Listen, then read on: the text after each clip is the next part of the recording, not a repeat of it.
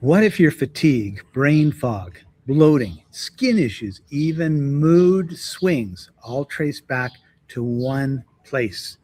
Most people think probiotics are the answer, but what if many of those probiotics never survive long enough to help? We're going to be talking about the hidden science of the microbiome, why gut health affects nearly every single system in your body, and how Life Enthusiast is changing the conversation around probiotics and whole body wellness. Your gut is controlling far more than you think, sometimes called the second brain. And we're going to dive into it right after this.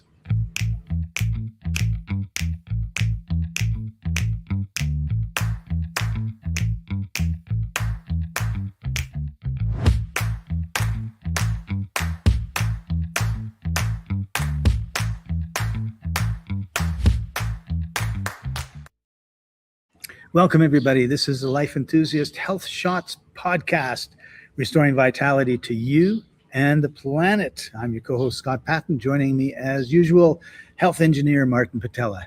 Hey, Martin, how are you doing today? It's good, good, Scott. Thank you for asking. It's nice to hear you sound peaceful, relaxed, and unperturbed. Well, I happen to be in San Miguel de la Gente, Mexico, which is a World Heritage Site, 500, 600, 700 years old. I'm not sure. Cobblestone roads and a quiet, laid back lifestyle. This is a place where when you walk down the street, you go, Buenas tardes, because it's the afternoon, and they go, Buenas tardes. And if you have a big smile, they have a big smile. It's a lovely place to be. Yeah. So this was built by the Spaniards or by before Spaniards? It might have been before Spaniards, but the Spaniards took over and built on top of everything. Yeah. So lots of old buildings, lots of beautiful, and restored buildings, kept up buildings, not like old, decrepit, falling apart buildings, and a huge cathedral. They call it a parroquiera,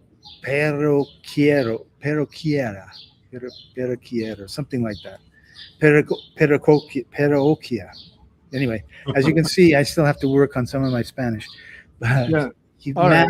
Massive cathedral. It's very, very pretty. Yeah, it's nice to be traveling. I get to enjoy vicariously to watch you move around the planet and tell me what's new out there with your eyes. Yeah. So and it was interesting because I went to a little hole in the wall shop. It said it was an organic shop and it had that type of stuff in it. And there was eggs, and the eggs are just sitting out because they haven't been washed, and so they don't need to be refrigerated. Yep. But it was not eggs; it was farm eggs. And I thought, what an interesting way to put it. And you and I had been talking a little bit before we went on the air about this industrial age experiment that we have been in for the last 200 years. And let's dive into that a little bit before we get into the whole biome. Yeah, truly. Yeah. You pop the microbiome into the consciousness, and it goes something like before industrial revolution up to 200 years ago, we have been evolving and living in a terrain that was very different. It was not nearly as hygienic. Yes, we did get a lot of illness when we started building medieval cities where sewage ran down the middle of the streets and pigs and chickens and everything else mingled. But then we figured out sanitation, right? One of the biggest shifts in health and survival was getting rid of manure. Yeah. Right. So we stopped transferring species to species, whatever else. I read, Martin, that in Chicago, it was about Chicago and what you were talking about. Hi, George. Glad to have you joining us as usual. That they had people on the roads or on the sidewalks who had a shovel, and they would shovel the manure and make a path through it for the ladies in their big dresses to be able to cross the street. Yes, sir. It's hard to imagine that level of filth. Well, the Chicago days, that's different. That's horse, right? Yeah, Everything was horse drawn, horse buggies, whatever. And of course, horse, they go through a lot of grass and hay and they drop it. That's their exhaust.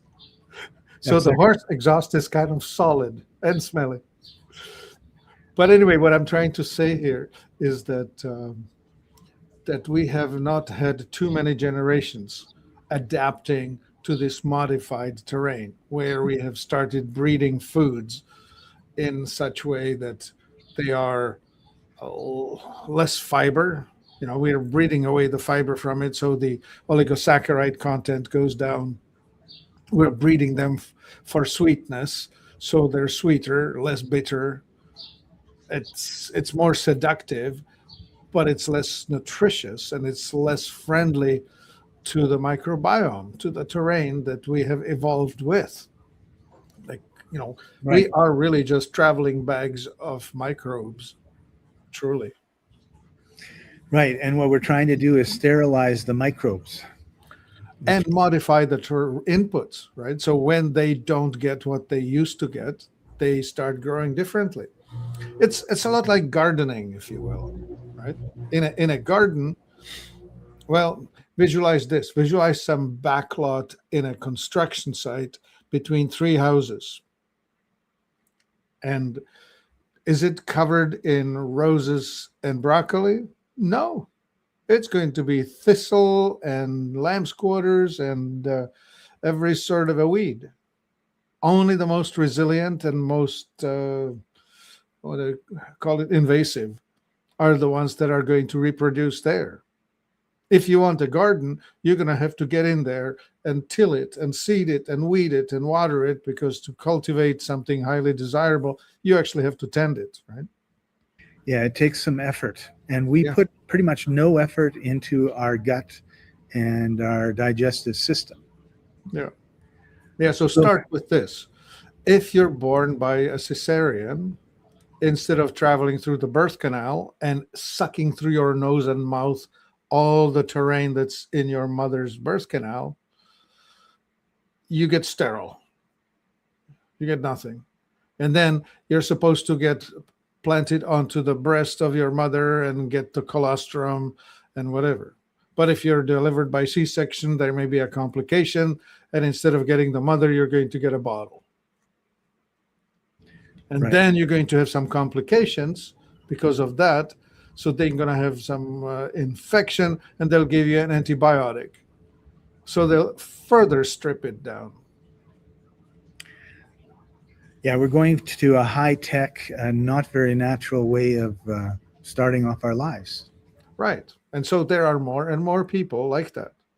And so if you're born to a mother who has had this level of birth and childhood as a child, then she's compromised to begin with. So it's like every next generation has more and more people in it that are modified and under, I don't know what, underprepared for reality, right? Yeah, yeah. Because the reality is we're surrounded by stuff, and our skin keeps the bad stuff out. Hopefully, it'll absorb some of the good stuff. Yeah.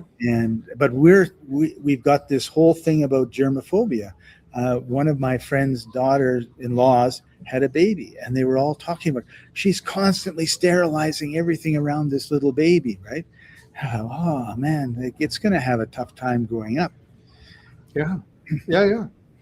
And the incidence of ADD, ADHD, and behavioral and whatever adaptations is much higher in children who have been delivered by C-section and who have lived a under-germed life. Well, it's like you said, 500 years ago, you were in a hut and they didn't bother putting a flooring down, so it was dirt. You had the chickens and the pigs and everything else running around with you in the hut because they were like your pets, even though you would eat them eventually. And the toddler was crawling on that floor. That's right. Sampling everything in his mouth because that's what toddlers do, right? Yeah. You stick it all in there. Yeah. All right. So let's do a definition first. I mentioned the microbiome before. What is the microbiome? Well, micro, the little, and biome, living. So it's all the living micro creatures on your skin, in your eyes, in your nose, in your mouth. By the way, from between the mouth and your anus, that's actually the outside tube going through you. Right. The outside in you. Yeah, outside within. And so So, there are microbes living all there. And the interface between the hostile outside and the sterile, or at least protected inside, is the interface between the thinnest wall in your small and large intestines. And so we could look at it as a forest. Like if you had this forest surrounding the planet, yeah, that's protecting the planet from every like cosmic rays or whatever, lightning, whatever you want to say.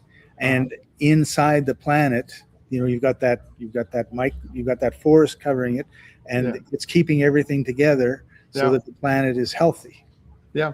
And it's the interface, and it's supposed to keep out the hostile and allow only the fully digested, safe things to pass through into the inner world, right? Through the moat, past the drawbridge. And Right. if you have a leaky gut, it's probably because your microbiome has been damaged and they are no longer protecting you well enough. Right. So it's been connected to our immune system, our digestion, our brain health. So even though it's down there, it affects up here. Yeah, Inflammation, how much energy we have, and our skin health. So all of it. a lot Yeah, of times when you see people who have a lot of acne or some problems with their skin, it's because there's something going on with so they've eaten something, drank something, put something on their skin that has yeah, affected the microbiome negatively. absolutely. Yeah, yeah, yeah. Gut health is reflected. In fact, you can read it on the face. This area here, that's the small intestine. These two, that's your large intestine. This here, that's your heart. Under your eyes is kidneys. So there, the health of your inner world will be reflected on your face. There's a map. You can look it up online. Look up the traditional Chinese medicine and face. It's out there. We're looking then at beneficial bacteria and mean, nasty bacteria, like Well, it's like always a they, tug of war, Scott. Even the so-called bad ones are required. You, let me give you a metaphor. We'll have a nightclub, and at the nightclub we will have a doorman, and we will also have a bouncer. And the doorman is supposed to keep the worst of it out, but let a lot of people in. And the bouncer is supposed to catch the problem guests that are going to develop a problem and toss them out, right? But the main job is to let a lot of guests in so that they can have good time. exactly.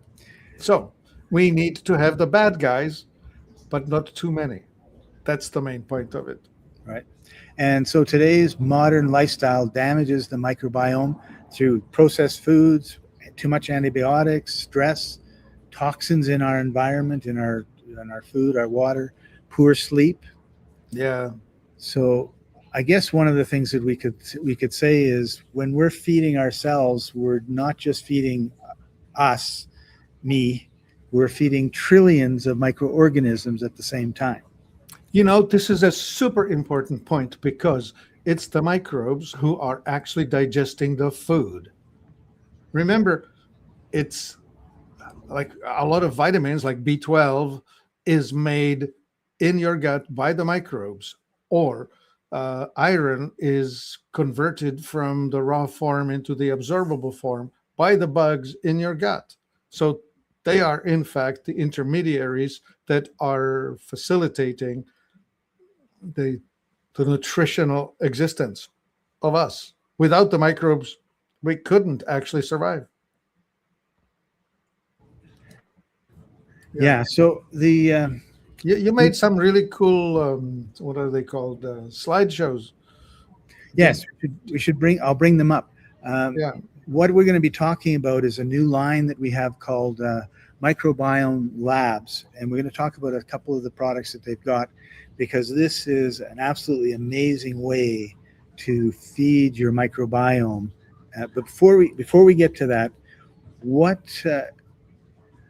I wanted to ask is, what is the difference between a traditional probiotic and the microbiome probiotics we're going to be talking about? Well, the main differentiator will be the sporogenic versus the living, right? Traditionally, things like yogurt has the living microbes in it, and you need to eat it when it's in its right state. And if you try to preserve it, it doesn't work. Like, it has to be refrigerated, and it doesn't last very long, and you have to encapsulate it, and it has a very quickly diminishing rate of return on what you get. And the other ones, the sporogenic types, that's essentially they're hibernating, or they're in the state of reproduction, where the spore is what is like a seed, and you bring that seed into the garden, your garden being warm and moist inside of you, and when you swallow it, they pop to life and they start reproducing and doing what they should be doing. Cool. All right. So here we go. We're engineering your intestinal ecosystem. Right on. The microscopic foundation to systemic resilience. Truly, right? Well, you have to manage the whole thing. And the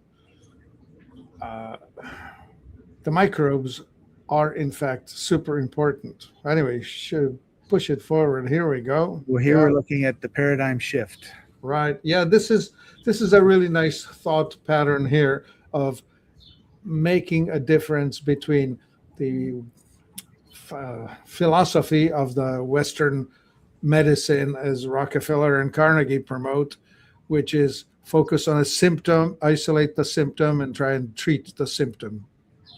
When in fact, the symptom really is just like the tip of the iceberg, and the 90% of the iceberg is somewhere below the waterline, not visible, and you need to think of what gave rise to this symptom.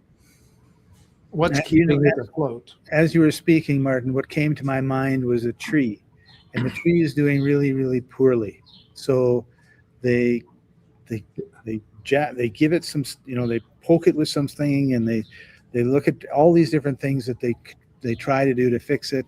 Maybe cut off a limb, or take some leaves off, or whatever, when actually it just needs to be watered, right? Well, or it needs fertilizer. Yeah. Interestingly, Scott, this metaphor, as much as you see above ground, you don't see the below ground, but the root system has to support the tree. Yeah. So that's one. And two, when a leaf falls off of a tree, you don't try to glue the leaf back on the branch. You start asking, why did it fall off? Is it a nutrient deficiency, water deficiency, something toxic in the soil, whatever, right? Or is it autumn and it's getting ready for winter? Yeah, that too. So let's talk about the fatal flaw of traditional probiotics. Yeah, most probiotics don't make it through the stomach, because the stomach is highly acidic, and it's designed to kill off all invading microbes. So a lot of what you swallow doesn't survive. Yeah. So you need to put it into a package that is going to survive the trip through the stomach. And spores are something that are designed to survive in hostile environments. Yeah, that's the whole point. Yeah. So let's take a look at this spore-based technology.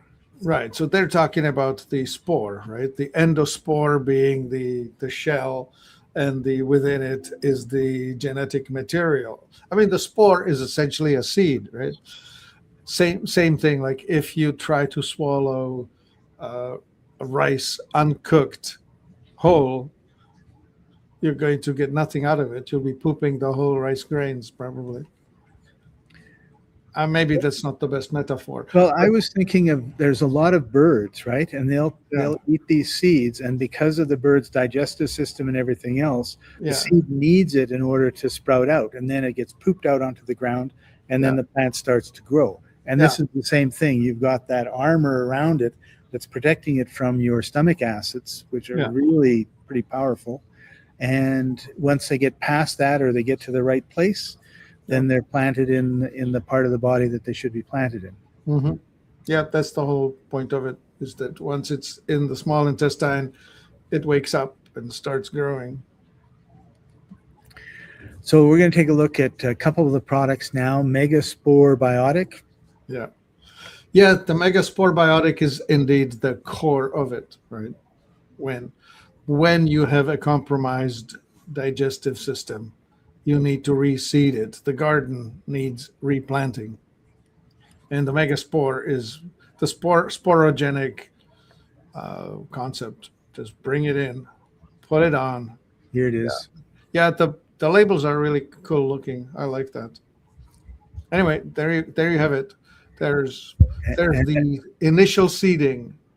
yeah, and as usual, we've got the description, we've got the details about it. Look at all the different bacteria.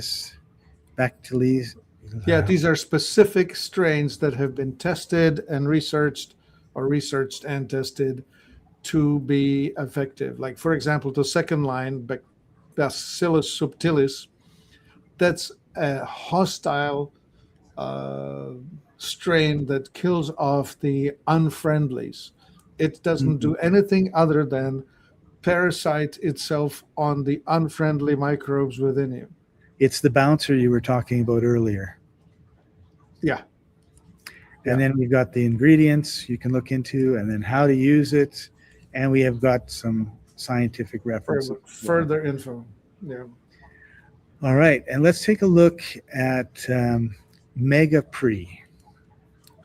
Yeah. So that's a prebiotic, right? So prebiotic is food for the probiotic. As I was talking about the food that we now have, the industrial food that has been uh, selectively bred to have less fiber and less bitterness.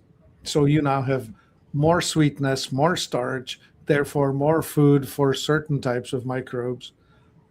But what you really need is the hard fiber. And the prebiotic is what feeds the microbes that are living within you, whose job it is to actually process the food that you send in. So this is what that is. This is a prebiotic mix. Right. And then we've got MegaMucosa. Right. So now the mucosa is the barrier between the hostile world within and the fragile world on the other side of the barrier. And the Leaky gut is a real problem for many people, isn't it?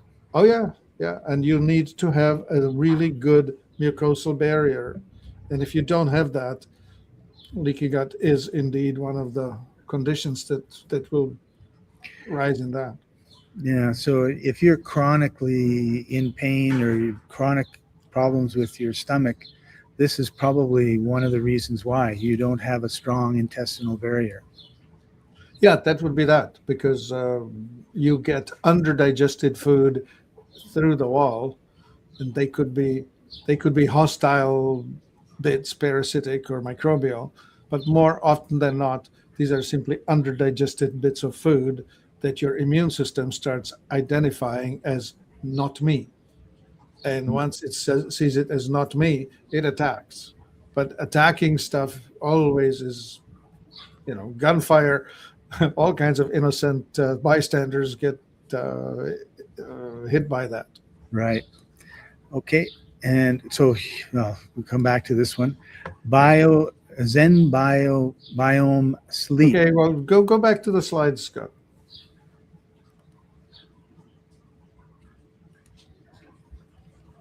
So we're going to restore the flora. Oh, this is a really interesting concept here. You just hit the vagus nerve, the Right. bidirectional communication. You see what happens is this vagus nerve, or vagus nerve, is the regulator of all things. and it's listening to all the organs and acting on what it's hearing back. So it's both a commander and a responder, both ways. And the gut brain connection is traveling through this vagus nerve. That's the superhighway, the bidirectional communication. In fact, just the other day, I saw an article that said, the gut brain or the gut intelligence is super important, highly underappreciated, and it's the instant reaction brain, right? It's the one Right. that keeps our emotional health or our intuitive side running. Yeah. Cool. And That's the Zenbiome you mentioned, which, so yeah, that's the left side of the slide talks about the gut-brain reset, is where you actually get the right formulations in your gut, and the gut starts working. It will reflect itself back to the brain, and your brain will work better. Yeah, if you're getting good nutrition into the brain, it helps, and usually we don't because our gut is off. Yeah. And then the Zenbiome sleep. So that's a combination of bifidobacteria, which is the calming bugs, and they also combined it with L-theanine and lemon balm. So L-theanine is an amino acid that sets you in a much calmer mode. And so that's a combination of microbes and herbs setting you off for a better experience. They have a daytime version and nighttime version. So you can take one that's working in the day and one that you take in the evening. So you can have a restful sleep that's going to restore you. And the other one is if you're highly anxious during the day. Yeah, that's it. To reduce nervousness. So now we've got our macro ecosystem. Yeah, everything connects to everything else. How do they call it? The hip bone's connected to the knee bone, and so on. Yeah. Well, here you see the whole thing. The gut is communicating with the body through the cardiovascular, and of course that carries everything to the bones and other organs. So everything's connected. Your I don't know, you have osteoporosis, it's probably a reflection of how well your digestion is working. You have high blood pressure, it's probably a reflection of how well your gut is working. Everything starts there, doesn't it? Yeah. All bases are covered. Yes, George. Yeah. Good point. Yeah. It's the whole team, right? Like you cannot ignore any component of it. The Super Bowl winning team, the guy that's really important is the one that was cutting the grass on the training field so the guys were able to train. And the guy who chose which running shoes they were going to wear. And the guy who massaged the tired bodies. They all carried the ball past the goal line. Yeah. Yeah. All right. So let's talk a little bit about calcium. Oh, gosh. Yeah, so calcification is one of those interesting things. Hardening of arteries is caused by calcium. So if you route the calcium into the bones, that's where you want it. If you route it into your arteries, that's where you not want it. And the switcher is, in fact, regulated by a vitamin D3, which you manufacture in your body by exposing yourself to a lot of sunlight. But if you're living indoors, you may as well consume vitamin D3 supplement. But the regulator of the D3 of the calcification pathway is the K2. So this vitamin K2 is like a traffic director and decides whether the calcium gets deposited with the help of the D3 in the bone or in the artery. So if you take lots of D3 on its own, you'll end up with possibly calcium in the wrong place. Right. So here's the MegaQuin K2 and D3 product that they have. Right on.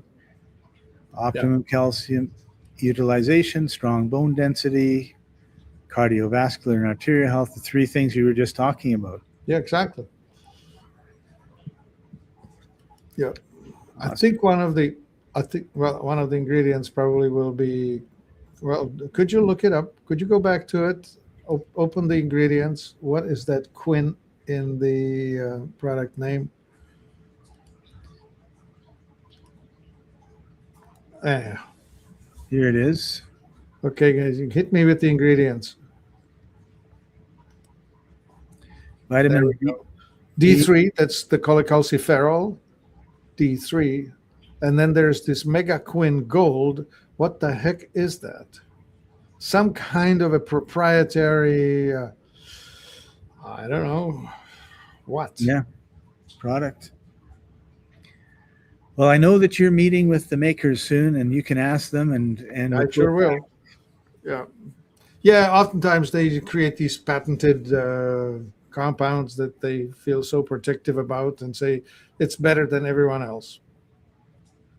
Right. So this is the biological blueprint. You've got an interlocking protocol that covers everything you need to cover. Right. If you look at it from outside in, systemic optimization, everything's running well, but that's predicated by your gut running well, the gut-brain connection functioning, which is actually predicated by your gut health, which is predicated by which of the species within are thriving or not. And so if you overgrow the wrong kind of stuff in your garden, that's going to break your gut, which will in turn break your brain, which will in turn break all of your functioning in this world. Awesome. Yeah. All right, Martin, there's a couple questions that have come in from the audience. Except you're not watching the clock, Scott. Yeah, I know, but we'll finish this off. Do I need probiotics every day? Only if you are killing them every day. How's your lifestyle? Are you maintaining a decent terrain? If not, yes. So what foods would you say damage the microbiome the worst? The worst would be glyphosate, which is an antibiotic-like stuff, and chlorine in drinking water, and of course the hostile antibiotic themselves, and then strong chemicals, drugs, alcohol, that sort of stuff, and all the chemical, whatever you have. And one person wrote, fermented foods alone, are they enough? They're awesome, they're beneficial, and they have lactobacillus in it, and they, yeah, it's useful, but no, not enough. Not enough. It's not in this world. Yeah, 120 years ago, your grandmother, yep, that's all they needed. But they did not live in the age of nuclear attack by glyphosate all the time. And antibiotics that were overused. Yeah. Yeah. The antibiotic in your chicken and hamburger and who knows what else, right? Yeah, you could be getting it and not even knowing you're getting it. Mm-hmm.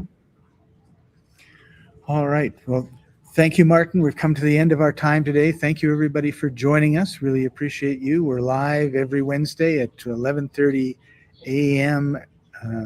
Pacific time, 2:30 p.m.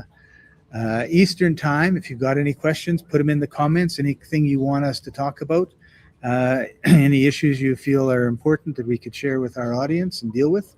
We appreciate your feedback. You've been watching or listening the Life Enthusiast Health Shots podcast, restoring vitality to you and the planet. And we'll see you next time, everybody. Thanks for watching. Thank you. My body's a temple, but the walls are cracked. Stuck in the rubble of the years I've stacked. Stagnation in my veins like a river to the dust. Toxic whispers in the wind, but I gotta rebuild. I must. Restoring vitality